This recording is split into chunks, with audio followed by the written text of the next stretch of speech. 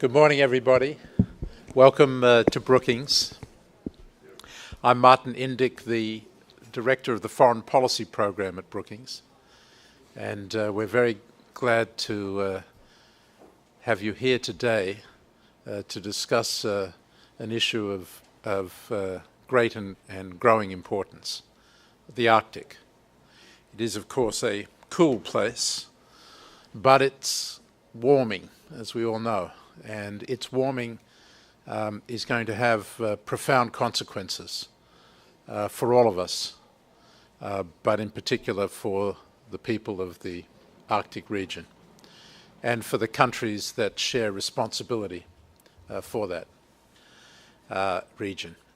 It's in that context that I'm particularly glad to have the opportunity today to welcome President Grimson of Iceland and Premier Kleist of Greenland. Thank you and all the other high-level officials who have agreed to join us for this conference on the Arctic. Because of the Arctic melt, the potential for friction and the necessity for cooperation is growing. And here, in contrast to the competition between emerging and established powers in other domains, you can imagine the cyber domain or the domain of space or the domain of the South China Seas, we see that competition generates friction. But in the Arctic area, thankfully, at least up until today, what we see is a different phenomenon, and in many ways an example to the rest of the world of the way in which the potential in the Arctic area is spurring cooperation. And that is what we intend to focus on today, whether it be in the area of energy, maritime shipping, the impact on Indigenous communities, and in particular the challenge of governance manifested in the Arctic Council. All of these things are on our minds today as we discuss these in a range of panels. The United States will become chairman of the Arctic Council 2 years from now. Canada is about to take up its responsibility as the chairman. And it's in that context that we at Brookings decided that it was particularly important to start to focus on these issues in the Arctic and get them on the agenda of the policy-making community here in Washington. I think it's fair to say that this has been a neglected area of concern, but it's time to focus attention on it. In that context, the Energy Security Initiative in the Foreign Policy Program has taken the lead, not just in organizing this event, but in organizing our policy research on the issues involved with the Arctic. Together with our Managing Global Order Initiative, our project on internal displacement, and our 21st Century Security and Intelligence Center, all of whom have a stake and an interest in this region. We will be developing policy papers, recommendations for the government, and in many ways this convening today will be an incubator of the ideas that we seek to promote in the policy debate in Washington. I'm very glad that in organizing this event, we have been inspired and partnered by Alice Rogoff Rubenstein, who has taken a leading role in promoting Alaska and the Arctic through her own conferences, the Arctic Imperative in Alaska, and now partnering us in Washington. Alice is a pioneer in this area and is joining with President Grimson and others to put together the Arctic Circle, which is a new organization that is going to promote Arctic issues. And we're very glad to have had the opportunity to work with Alice and her wonderful staff. So I'd like Alice to come to the podium for a few minutes to explain to us what the Arctic Circle is about and her interest and concern about the Arctic. Alice.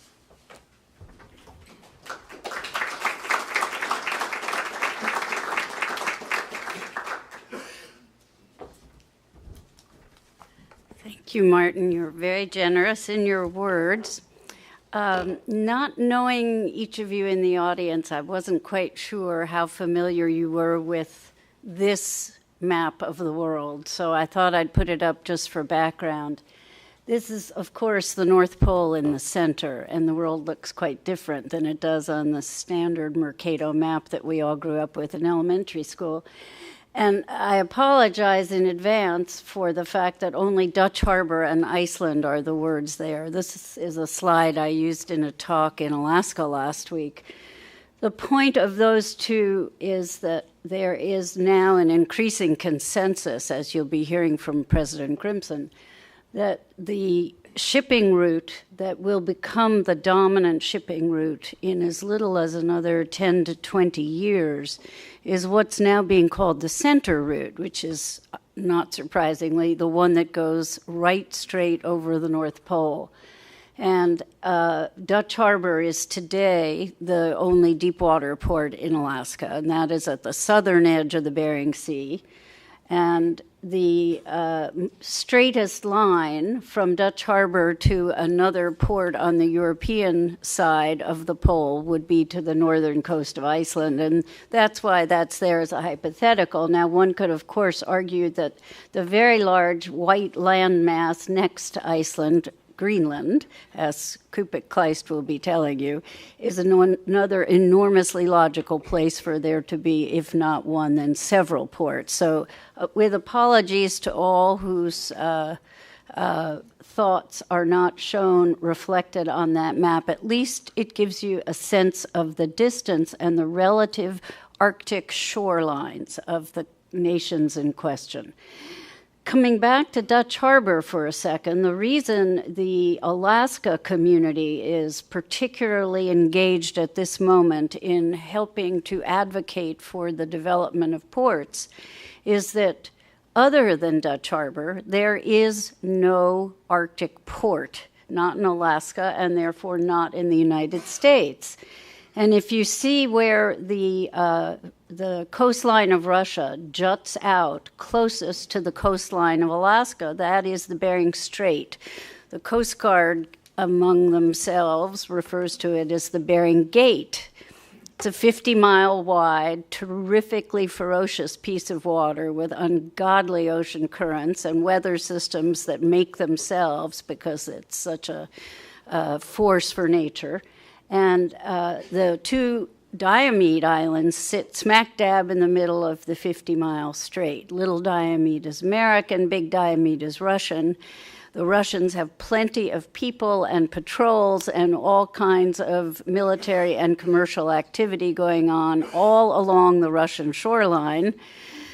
To the extent we Americans are aware of it, we have nothing going on the U.S. side of the shoreline. So that's the backdrop for why it is that we in Alaska have felt the need to start the dialogue in a much more focused way on the strategic needs of the U.S. in the Arctic, which for this purpose means primarily the Bering Sea, although the Arctic Ocean, the town of Barrow, Prudhoe Bay, they are all along the northern shore of that same piece of geography and with not inconsequential roles to play in all of this development.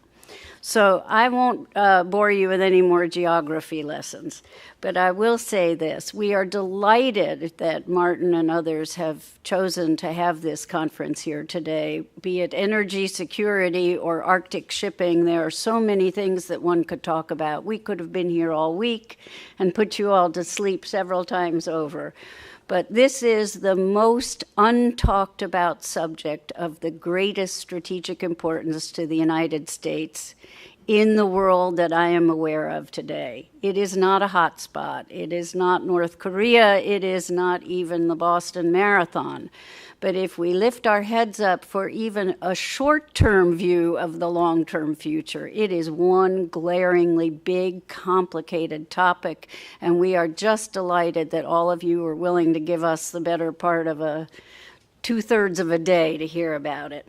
I'm going to be back talking later with the group of panelists who I think in many respects are the ones you are least likely to hear from in Washington. They are three good friends, all indigenous people from the northern part of Alaska. They have been through the wars, so to speak, in the subject of development. Development is never easy and it's never pretty, and they've got all kinds of battle scars to show for it, but perhaps they'll be able to share some wisdom about what all of those lessons learned will mean for the future. So at that point, I'll stop, hand the microphone to our ever wonderful host, Charlie Ebinger, who's going to begin the program.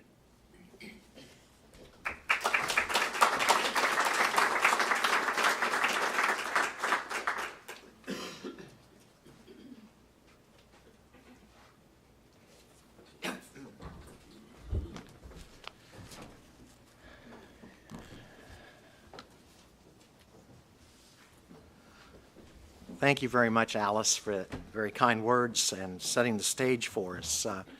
Before beginning, I'd just like to make one other announcement, because I think it's important, and that is to acknowledge that the work that Brookings has been doing in the Arctic has been in close association with the Hoover Institution under former Secretary of State George Shultz, and we're very delighted to have representing our partners out at Stanford today, Admiral Roughhead and Ambassador Goodby and Deke Slayton. We're delighted you could join us, and we look forward to a continued close association on these issues. And I'd also like to thank the very hard-working staff of Alice and my own staff for all the work they've done putting this session together. It's my great pleasure to introduce our two keynote speakers today, and I will introduce both before President Grimson speaks first, if I may. President Grimson is the fifth president of the Republic of Iceland and was elected president in 1996. He is also the first, I believe, political scientist in Iceland and has taught political science during the course of his career. Perhaps most interestingly, he was the Minister of Finance during the international financial crisis from 1988 to 1991, and while often criticized at the time for the way Iceland dealt with the financial crisis, I think proof is in the pudding, and Iceland has clearly emerged not only much stronger, but serves as a model for one approach to dealing with the crisis that perhaps other members of the Eurozone might want to look at. He was a member of the Parliamentary Assembly of the Council of Europe from 1981 to 84, and again from 1995 to 96. And he was chairman and later president of the International Organization of Parliamentarians for Global Action between 1984 and 1990, and served on the council until 1996.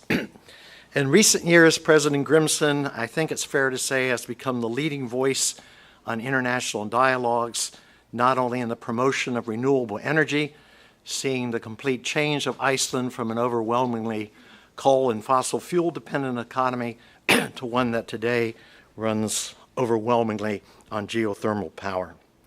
He is a forceful voice in many international fora on the need for the world to get serious about climate change and, if necessary, to take dramatic action to deal with the problems.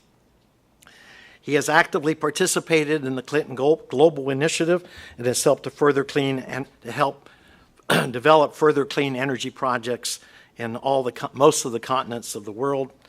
And he has also been very involved in the Global Roundtable on Climate Change that he was involved in with Jeffrey Sachs as the initiator, and they both met at Columbia University in Iceland and brought together representatives of nearly 100 European and American corporations, as well as experts, scientists, and opinion leaders. He has participated in dialogues in different parts of the world on the restoration of land quality, climate change, combating desertification, and revegetating eroded land. He is clearly a distinguished humanitarian and a gentleman who we should all wish to emulate in his commitment to making sure that we pass the world on to our next generation in good condition. Minister Kleist is a remarkable man. When you consider that as a native Greenlander that he went to Denmark to study at the age of 17 by himself, knowing not a word of Danish. And he went on to graduate from the universities with a degree in social work, and he has also taught journalism extensively in Nuuk from 1988 to 1991. In 1996, Mr. Kleist was appointed the director of the Foreign Office of the Greenland Home Rule Government. He was a member of the Danish Parliament from late November 2001 to 2007. And since 2007, he has been the leader of the IA political party in Greenland, pushing for increasing amounts of home rule while recognizing that it would be premature to sever relations with Denmark, and he has tended instead to focus on critical issues in his home country relating to alcoholism, domestic violence, and Greenland's unfortunately high suicide rate. And he has been a leader in dealing with all these issues in a very complex environment. In June 2009, the Greenlandic Parliament elected Mr. Kleist as the 4th Prime Minister of Greenland, and it is a great honor to have him and President Grimson with us today. So without further ado, President Grimson, we'd love to hear your remarks.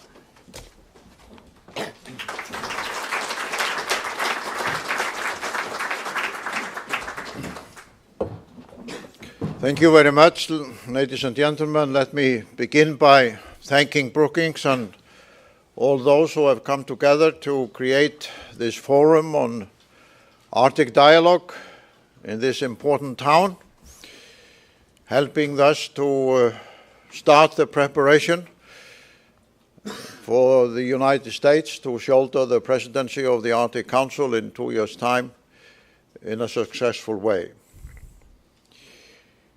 I was reflecting on it on the way here this morning that almost 10 years ago I traveled to this city in the company of Wally Hickel, the former governor of Alaska, who served as a Secretary of the Interior in the Nixon administration and had a distinguished record in American politics for over half a century. He was a visionary. He was dedicated to Alaska and the Arctic and the global commons. And we joined hands in this city 10 years ago or so to try to put the future of the Arctic on the agenda of policymakers, people in Congress, and the administration. And although Wally was a formidable force, and I tried to follow his example, we didn't have much success. But that was not unique 10 years ago. The situation almost in every Arctic country was such that the future of this extraordinary part of the globe was very low on the list of concerns. Even in my first state visit to Russia 11 years ago, when I tried to engage then President Putin in a dialogue on the Arctic, he referred me to the governors, the local people in the remote northern parts of Russia, and pointed out it would perhaps be more appropriate that I would discuss this with them. When I, about the same time, went to Sweden to tried to talk to my good friend Göran Persson, then Prime Minister of Sweden, about the need for the Nordic countries to get engaged in the Arctic. He was neither very interested or enthusiastic about this prospect and preferred to talk about some other issues in our meeting. The government of Norway at that time was not really either engaged in this issue. And in my own country, Iceland, neither the parliament nor the political parties had really put this on the agenda. In Canada, it was also off the radar screen. And I list this here this morning in order to indicate to all of us, and especially the US audience, that the extraordinary pace of change that has taken place in the Arctic has not been driven by every Arctic country being engaged for a long time in this area.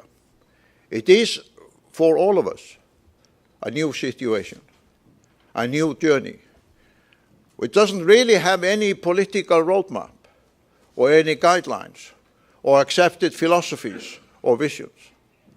To that extent, I think for institutions like Brookings, it is a fascinating prospect, because there are not very many areas in the world where you can still have a great impact through your own thinking, deliberations, and participation in the policy-making process. In that sense, it is almost a virgin territory compared to many other areas. But the difference is that in recent years, the Arctic has become crowded. We are no longer alone in our interests and concerns. And as a reflection of that fundamental change,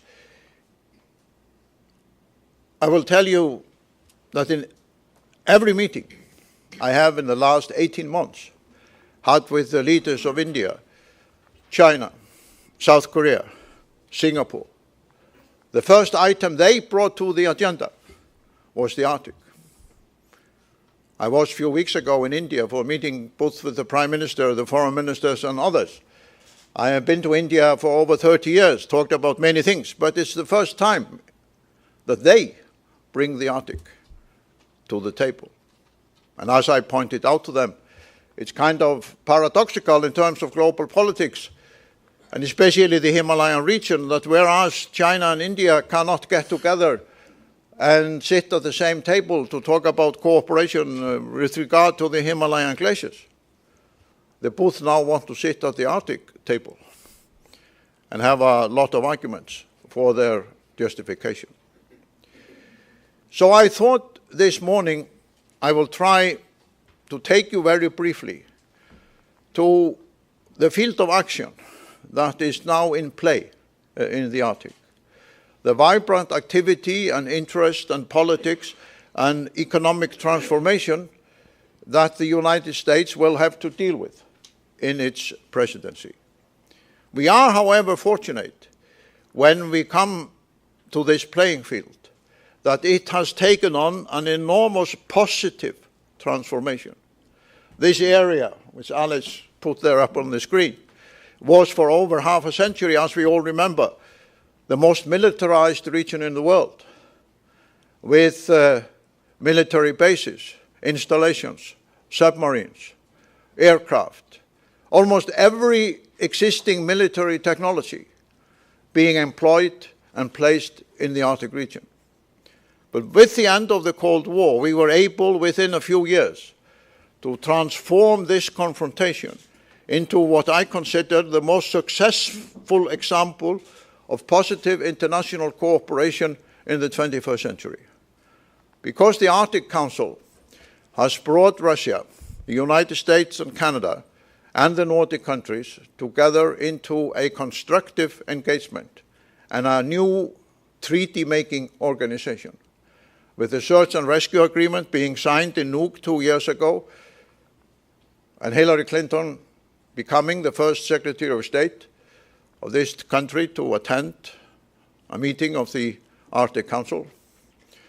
It was, if I may say so, in this town, high time that the Secretary of State would arrive at the meetings of the Arctic Council and join the Russian colleague who always has attended every meeting. And I hope John Kerry will not let us down by being absent at the upcoming meetings of the Arctic Council.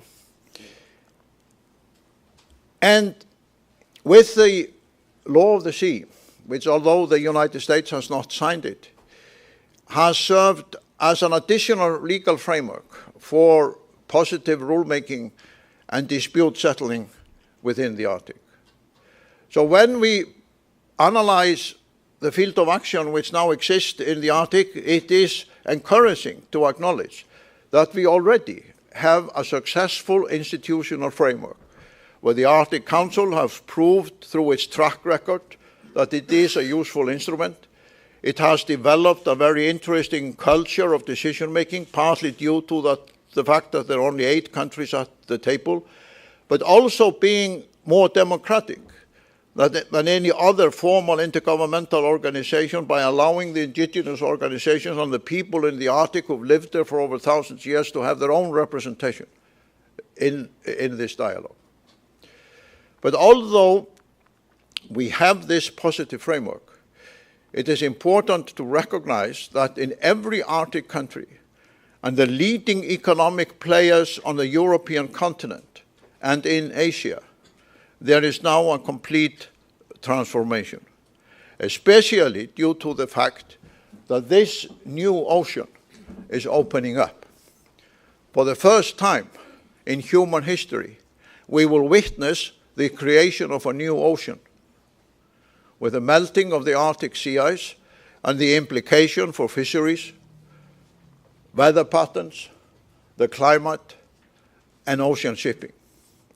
That is why China is now already preparing the cargo ships that they intend to use to sail across the center route that Alice mentioned before, starting already this decade, using the ice-free summer months because of the shorter distance between China and Europe and America that the new Arctic Ocean will provide.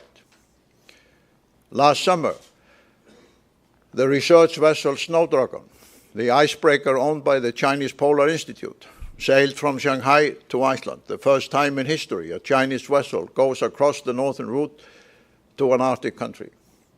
The main purpose of that expedition was not imperial interest, but to examine how the melting of the Arctic sea ice is creating extreme weather patterns in China a few months later. And I don't know how much the US media has reported on the destruction, the damages, the hardships that the people in the northern part of China suffered from these extreme weather patterns, symbolized, for example, by the fact that almost 180,000 cattle froze to death out in the field. A destruction on the scale, if not greater, than Storm Sandy caused in this country a few months before. A storm which I have sometimes said brought together President Obama and Governor Christie in a political embrace.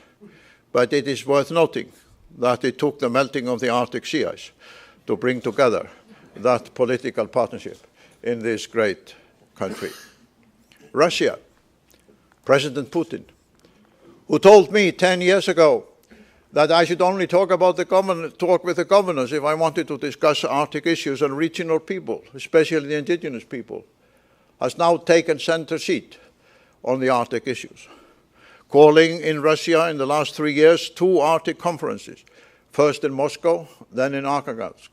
And in both of those, he gave the keynote speech.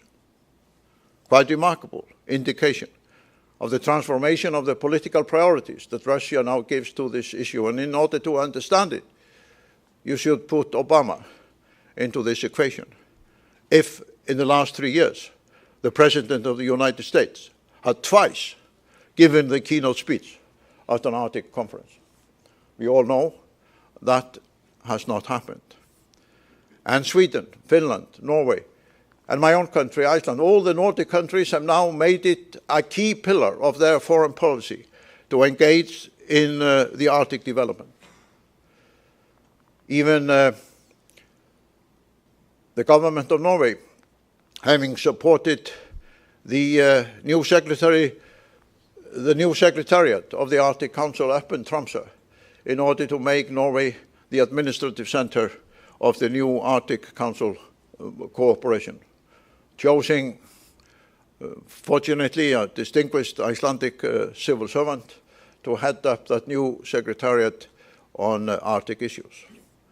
And then, of course, Greenland, which in the beginning of this transformation in the 1990s was still an integral part of the Danish governmental system, has now obtained, as we will hear, a self-government status and becoming a playing field for a great number of international corporations and political leaders in other parts of the world who have realized that Greenland is perhaps the home to the greatest untapped reservoirs of minerals, oil, gas, and other valuable resources for the 21st century. And Canada, 7 years ago, decided to make the Arctic issues a top priority in the speech, the policy-making crown speech that the Prime Ministers published in the beginning of the parliamentary session. So in this evolution, which has taken place in the last 5 to 10 years, unfortunately, I say it as a friend, the US has still to catch up with the others. And that is imperative, not just because of the interest of the United States and because of the future of the Arctic, but because within 2 years, the United States will take on the leadership of this cooperation. The Arctic Council, as I have indicated, is not an ordinary international organization where the chairmanship is merely a formality. It is constructed in such a way that the rotating presidency of the Arctic Council requires active leadership from each country. That is the tradition and the operational culture of the Arctic Council. Sweden has been very proud of its last 2 years, although it has failed in formulating how the Arctic Council will deal with the applications from China, India, South Korea, Singapore, Germany, or other European countries. But that doesn't change the fact that within 2 years, we will all be watching very carefully what will be the priorities, what will be the projects, what will be the issues, what will be the agreements, what will be the treaties that the United States put on its list of priorities for its chairmanship of the Arctic Council. Singapore has now got an Arctic ambassador. There's a special division in the Ministry of Foreign Affairs in Singapore dealing with Arctic issues. They are already sending the ambassador around the Arctic countries, looking for a location to build what they call a global harbor, preparing themselves to become the Singapore of the Arctic, as well as the Singapore of Asia. It's a strange existence for a president of this small country, Iceland, to travel around the world and receive in my country one leader after another from faraway countries that all want to talk about the Arctic, not from a theoretical point of view, unfortunately not very much from an environmental point of view, but in terms of their political, strategic, and economic interests. France was accepted as an observer member state of the Arctic Council, and President Sarkozy chose to appoint Michel Rocard, the former Prime Minister of France, perhaps the most distinguished elder statesman of French politics, as his special emissary to the Arctic and the polar regions. He has been very active. He has traveled all over the Arctic. But in Paris a few weeks ago, when we both spoke at an open forum, he complained that although France had been an observer state of the Arctic Council and he had attended its meeting, he had never been allowed to speak. And as he said in a dramatic way, France is not accustomed not to be allowed to speak at international meetings. And I mention this here this morning because it seems to me that within the next 4 years, including the American presidency, we in the Arctic family, through the Arctic Council, will have to decide among ourselves how are we going to deal with these countries that have now already arrived in our backyard and our own Arctic homeland and are requesting formal roles, even to be allowed to speak if we accept them at the table. And there is a long list, as we all know, of such countries. Almost every powerful, leading economic force of the 21st century now wants to sit at the Arctic table. I know Brazil is considering when it will formally apply. And it will be left to Canada and the United States to lead all of us in those deliberations. But while we talk, the ice will keep on melting. While we deliberate, there will be others arriving. While we hesitate in making decisions, we will be faced with new realities. And the most dramatic symbol of that transformation, irrespective of our political processes, is the melting of the ice up in Alaska, where this country now, every summer, faces an open border. Because the assumption made by the defense authorities and the homeland security of this country that the ice would always protect the coastline is no longer valid. So as happened last summer, people can arrive on a vessel, doesn't have to be big, and they can land, enter the villages, buy a coffee, have a discussion, and nobody checks their passport. No custom officer is in the neighborhood. The next Homeland Security personnel is over 1,000 miles away. And with all the emphasis in this country in the last 10 years on Homeland Security, and I say it as a friend, you have forgotten about the ice. You have forgotten about the natural forces which are creating a new security reality for this country, which you neither now have the personnel, the machinery, the infrastructure, the financial structure to deal with. You only have one icebreaker. Russia has many. China is building new ones. Are you going to face a situation at the end of this decade where not only Russia, but also China has more icebreakers, more equipment, more research effort, more scientific knowledge on the ice in the Arctic than the United States? Are you somehow, because you are too concerned with issues in faraway places, Afghanistan, Iraq, North Korea, Syria, going to forget about your own backyard, about your own homeland, where all of us who share that backyard with you and your homeland want to engage you, ask for your leadership, ask for your involvement, ask for the role that the United States has in the 20th century played in making the world more secure, more progressive, and a more democratic place.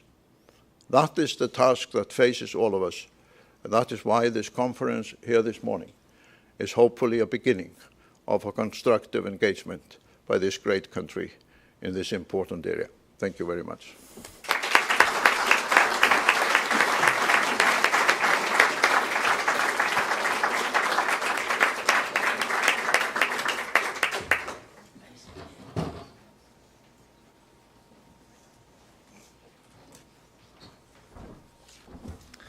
Good morning.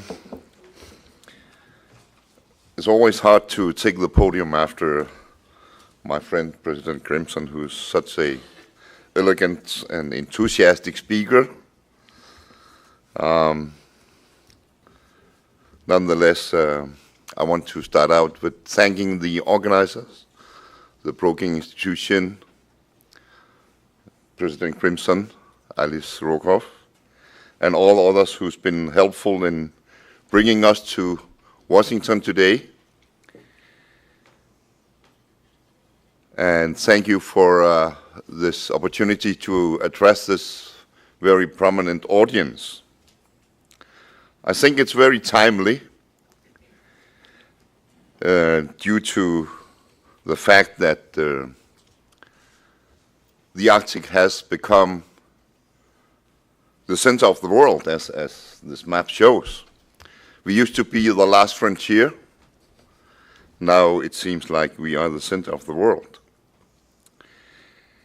And the issues surrounding the Arctic agenda is very complicated ones, as Mrs. Rokoff stated. It is for us, and I think especially for us coming from the Arctic countries, a huge responsibility to try to explain the complexity of the Arctic agenda. And also in terms of speaking on behalf of the Arctic peoples. I always seen it as my fundamental duty to address the issue of the Arctic peoples in terms of raising my voice on behalf of those peoples, and especially the indigenous peoples. Many times I would feel like repeating myself,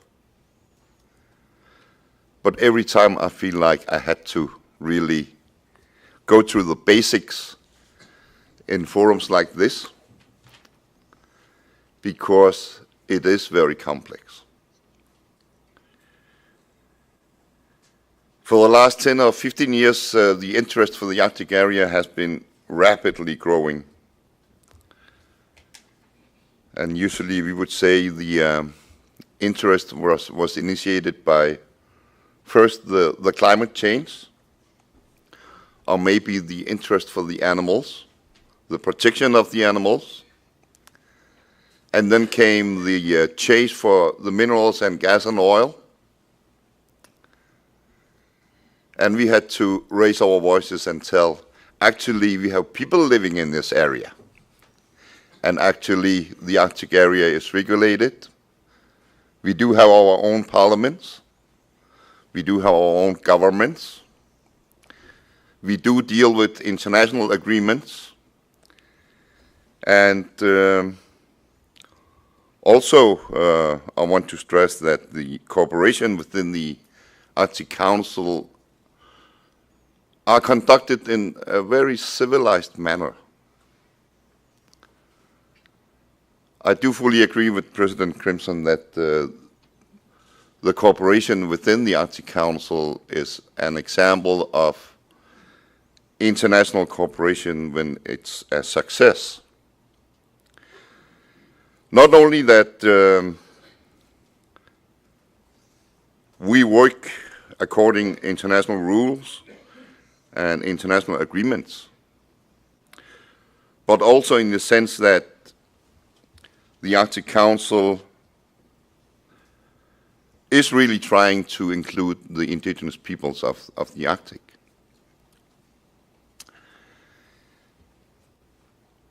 I want to point to the fact that some of the member states of the Arctic Council are not really Arctic countries. But for instance, Denmark is a member of the Arctic Council because Greenland is an Arctic country. And Greenland is a part of the Kingdom of Denmark, as well as the Faroe Islands. United States is a member of the Arctic Council because of Alaska. The Scandinavian countries are parts of the Arctic Council mainly because of the Samis, the indigenous peoples of the Scandinavian countries. Russia is partly an Arctic nation, but in the north of Russia, you have 46 different peoples, tribes or groups, if you wish so, which entitles Russia to be a big player, of course, of the Arctic Council. Iceland, well, Iceland is Iceland on its own, but Iceland being a very important player in the Arctic Council as well. The creation of the Arctic Council 16 years ago was actually basically initiated by the indigenous peoples of the Arctic.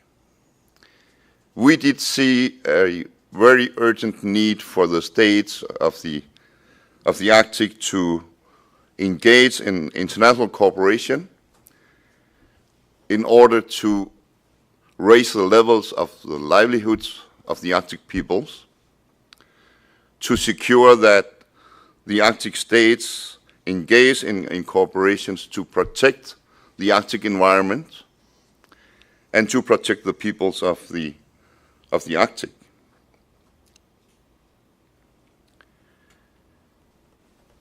On top, I think it's fair to claim that the 8 state members of the Arctic Council are amongst the richest and the most powerful states in the world. United States, Russia, Canada, the Scandinavian countries. They're all rich countries.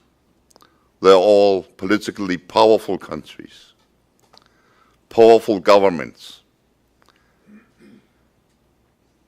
governments which have the ability to make a difference, governments who can afford investments in infrastructure, for instance. The Arctic is characterized by being sparsely populated, poor infrastructure, and a very urgent need for industrial, economic, and political development. In fact, the member states of the Arctic Council have the ability, have the opportunity, and hopefully a strong will to make a difference in the Arctic.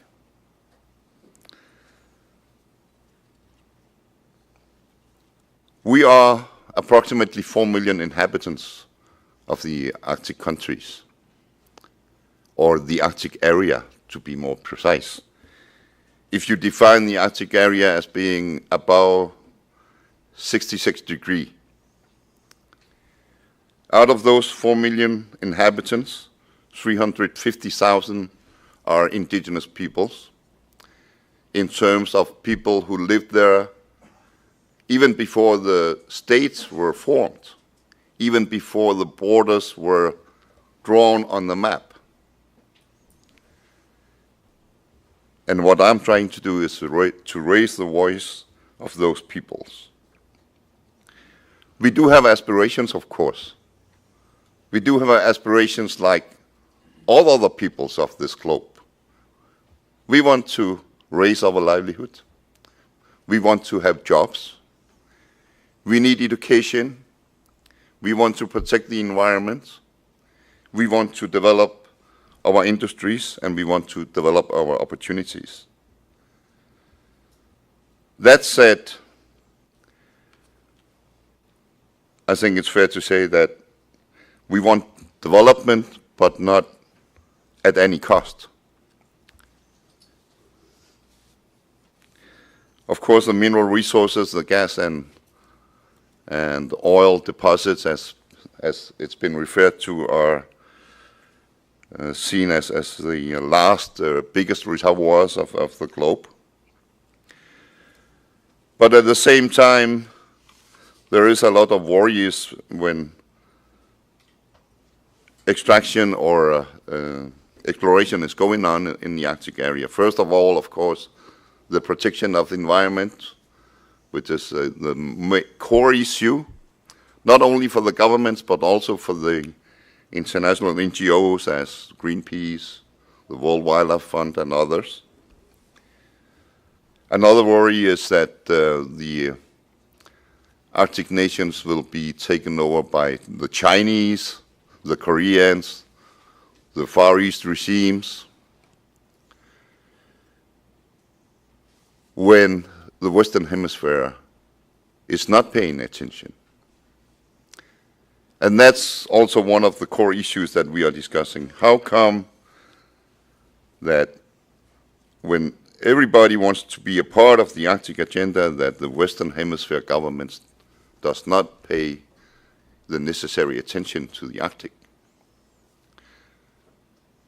Especially in forms of at least exposing the interest for investing in the infrastructure of the Arctic region. I usually would say I think the Chinese and the Koreans and the Far East peoples are peoples like us. On top, the looks are really similar to the Arctic peoples. During the world economic crisis, when the Western economies collapsed and the big companies were really sitting tight on their monies, the Eastern countries showed their interest. There was a window of opportunity for those governments and companies to get to the Arctic and take up talks and exposing their interest. I think in order to balance the West and the East and the new world order, it takes, as President Grimson said, it takes for the Western governments to show and expose their interests openly, and to flesh it out by really engaging in the development of the Arctic regions.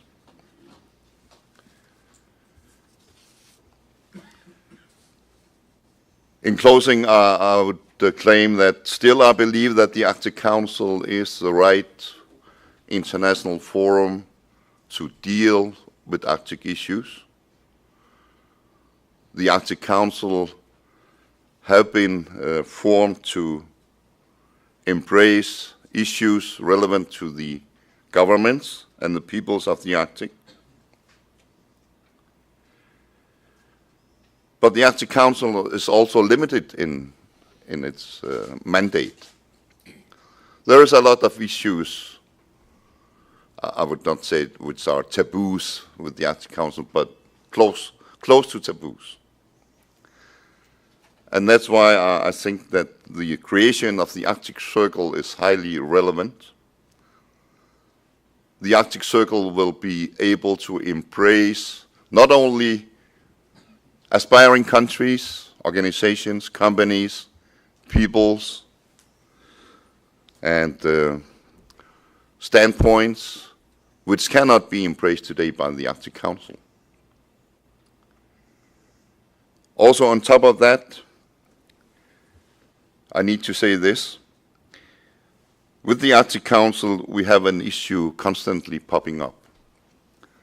And that's a question of whether to allow the Arctic peoples to sit at the same table as the governments. As I said, the creation of the Arctic Council was initiated by the Arctic peoples themselves, the indigenous Arctic peoples, because we need the international cooperation. But once After long years of negotiations, after working days and nights, negotiating mandate of the Arctic Council, once it was established in Ottawa, Canada, 16 years ago, the question of the representation of the representatives of the Arctic peoples keeps still popping up. We've been praising and applauding the Arctic Council for being a new model of international cooperation, including all relevant bodies, which is the Arctic governments, which are not sovereign states, including the permanent participants in forms of organizations for indigenous peoples of the Arctic, including observers, and so on. My wish would be that the Arctic Council decides finally to really include the Arctic representatives and have them sitting at the table at every meeting, formal or non-formal, at discussions, at decision processes. We need to sit at the table together with you. But again, the Arctic Circle will provide what the Arctic Council is not able to embrace. And that's why I have taken interest in joining this new, very relevant body. In closing, I want to again thank everyone for setting up this conference. As I said, it's highly relevant. We need to prepare for the coming years, and development goes much more rapid than we imagine. And the ice melts much more rapid than scientists would predict. Thank you.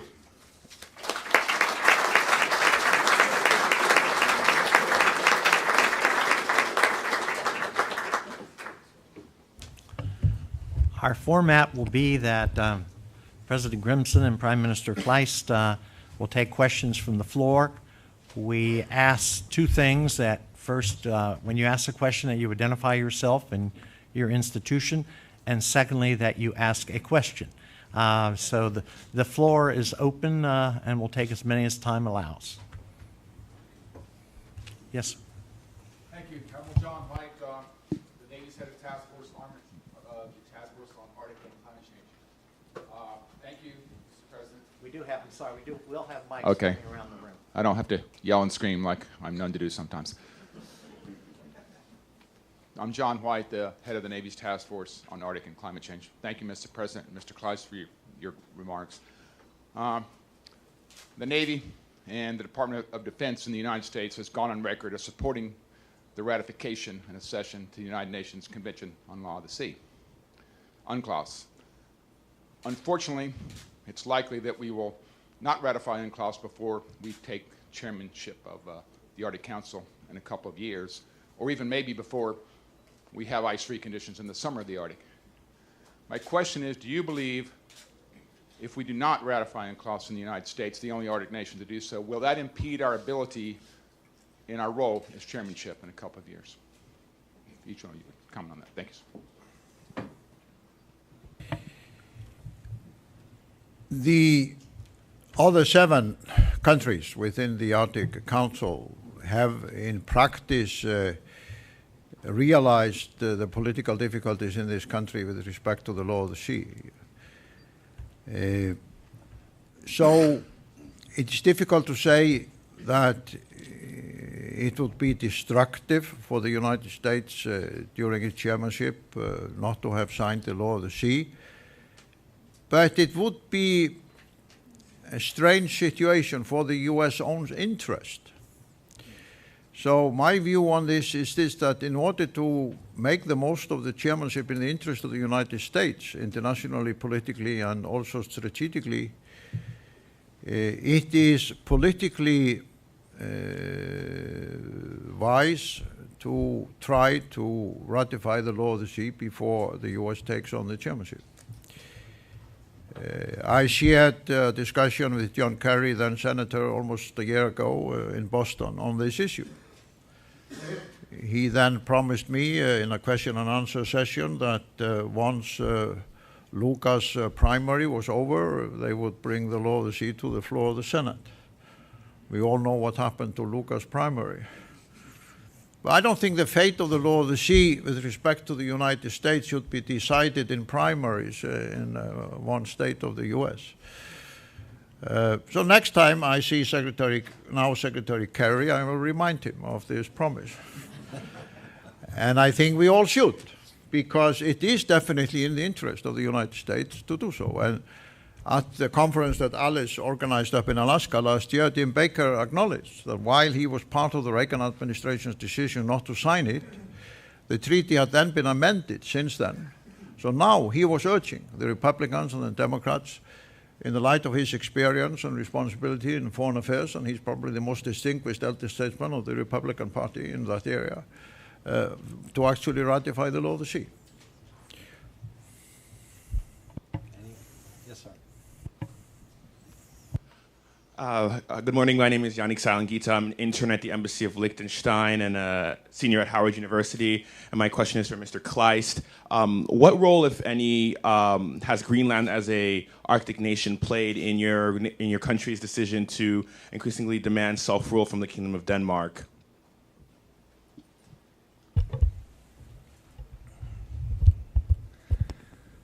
As I said, the Arctic peoples, including the Greenlanders, have aspirations like all other peoples of this globe. And I'm a believer that every single human being and every people desires to be as free as possible. Not in the sense that the movement for greater autonomy in Greenland is hostile against anyone. We are not hostile against Denmark, for instance. We are very good friends. And actually, we cooperate in enhancing the ability of the Greenland people to stand on their own feet. And that's also a very central part of the new agreement between the Danish government and Greenland, called the self-rule agreement, self-government agreement, that we should, for mutual benefit, work for developing the Greenland nation to be able to stand on its own feet, both economically, politically, but also look into projects and developments which will benefit both parts. And that goes, I would claim that goes for all the Arctic nations, that the peoples are all aspiring for greater freedom, not in a hostile way, but to actually form whole nations. Yeah, I would limit. May I just point out to the audience that most of us haven't realized, due to the geography upbringing we got at school and Alice referred to, that Greenland is half the size of Europe. You have to add together France, Germany, Spain, Italy, and a few other countries in order to get to the size of Greenland. That is the territory that Premier Kleist ruled for the last 4 years. That is the territory where governmental leaders of Asian countries have now started to visit. Nuuk is a town where there are more corporate leaders in the queue to meet with the leaders than probably any other capital in the Arctic countries. It's very important for all of us to realize the enormous size. Greenland is, next to Russia and Alaska, the most dominant Arctic territory.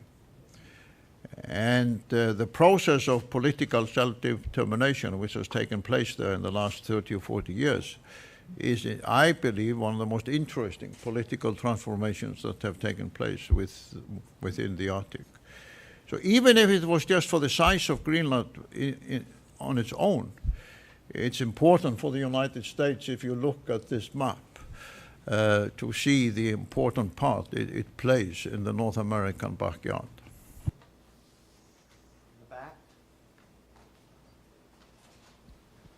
My name is Rafe Pomerantz. I'd like to ask the President, you spoke of the challenges facing the United States when it takes on chairmanship of the Arctic Council. Strikes me that my question is, do you think that the global interests in the Arctic, how will the Arctic Council begin to deal with the global interest, not so much in shipping, but in the fate of sea ice and in the fate of Greenland's ice sheet? Because as you mentioned, the loss of sea ice has now begun to, by all the latest science, affect mid-latitude weather in serious ways. You mentioned the Chinese example. And the loss of Greenland ice is raising sea levels everywhere, including the United States. No, you're absolutely correct.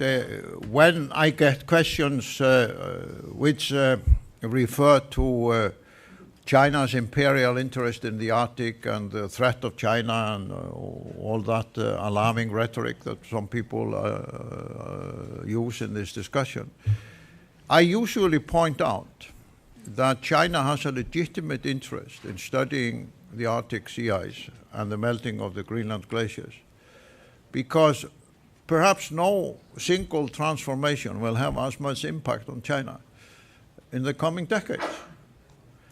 It is, as we broadly defined our security, meaning have a safe, life-safe, daily work, having our homes intact.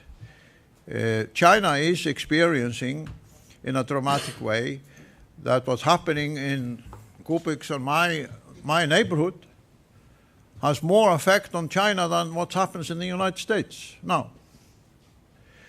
And that is why China sent 60 young scientists on this vessel, Snow Dragon, up to Iceland last summer. And it was revealing in a public forum that we hosted with the University of Iceland to hear these young Chinese scientists not only describe the impact that the melting of the Arctic sea ice in 2007 had on China, and we now know the melting last year was even more aggressive, but also to see them put on the map the effect of the melting of the Greenland ice sheet and part of Antarctica on China, where they showed a long list of Chinese cities, started with Shanghai, that would become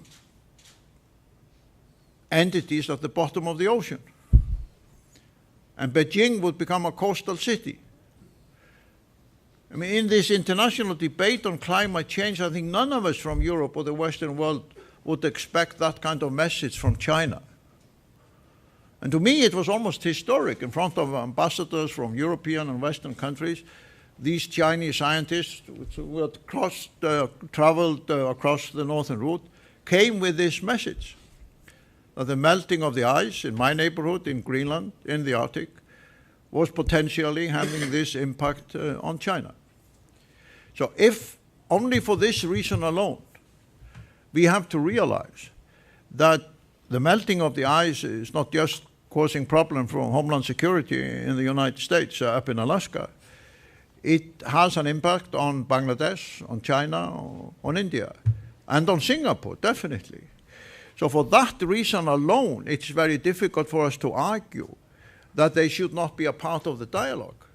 If they are already, like, for example, Kubi Kleist can describe to you in detail how South Korea has established a formidable institute on Arctic research, are providing us with more knowledge, scientific knowledge, about what's happening in our part of the world than we are perhaps ourselves. So we should welcome that international scientific contribution. But then, of course, they also have economic interest. That's clear. and they also have political interest. They might even have strategic interest. But you could also argue that if China realizes, which we realize and you realize in the United States, that China is fast becoming the preeminent trading country in the world in the 21st century, it's only logical they should prepare themselves for the shortest route between China and Europe and America. In the same way as our countries used the Suez Canal and the Panama Canal in the beginning of the 20th century. So it's very difficult to say that we should object or be scared about China already building the vessels to go this route. But the bad news is, of course, that they are doing it because the ice is melting and because of climate change and because this ocean is now opening up in a new way. That is why I say, unfortunately, we have to talk about these issues. Because I would much prefer not to talk about them. I mean, much prefer the ice to stay where it is. But China is not the only country. My small country, and I thank Alice for putting Iceland there on the map. It's the first time in my life I've seen Iceland on a global map like this with only one other place being mentioned. It's a new step in our imperial history. But we are also making use of this. Our shipping companies, our transport companies, Eimskip and Samskip, cargo shipping companies, and our main airline, Icelandair, they will next month together make Iceland the first Arctic country to run regular flights to all Arctic countries when we start flying up to Anchorage in Alaska, and to run cargo services on the oceans to every and between every Arctic country when we will open up in Portland, Maine. When I first talked to Wally Hickel about these future prospects 10, 15 years ago, we thought that might happen 30, 40 years into the future. But now already these two private commercial companies, three in my country, the two shipping companies and Icelandair, will already from next month operate commercial, profitable transport passengers, cargo routes between every Arctic country. And that should also be a wake-up call to the commercial sector in the United States and Canada and elsewhere. If my small country finds it highly profitable to start running these commercial transport services between the Arctic countries. Well, unfortunately, we're out of time, but I want to thank President Grimson and Prime Minister Kleist for a very engaging presentation, and thank you, gentlemen, for being here. Thank you.